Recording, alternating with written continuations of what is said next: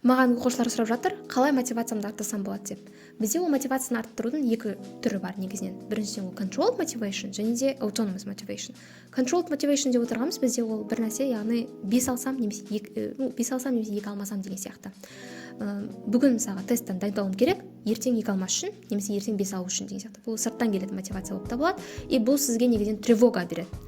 Неге себебі бір нәрсе алуым керек, міндетті түрде алмасам жаман болады деген сияқты, немесе осы нәрсе.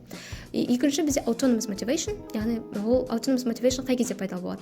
Көбінесе мысалы бір нәрсе қызықты болса. Мысалға балаларға ойнаған қызық, сол үшін олар қайта-қайта ойнай бергісі мотивация алады, келесі ойнай береді деген сияқты. Немесе кейде случай қызық емес болуы мүмкін.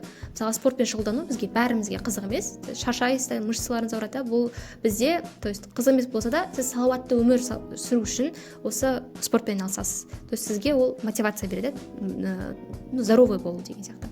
Немесе сіз бір нәрседе, бір істе маман болғыңыз келеді, сол нәрседе шебер болғыңыз келеді. Сол үшін сіз бір нәрсені оқисыз, бірақ ол сіз 2 алу үшін, 5 немесе 2 алмас үшін, немесе 5 алу үшін емес, өзіңіз бір нәрседе маман болғыңыз келеді, бірақ қызық емес. Сонда да талпынып оқи бересіз. Басында қиын болуы мүмкін, дальше сізге оңайырақ болады, себебі көбірек шұғылдана бастағаннан кейін.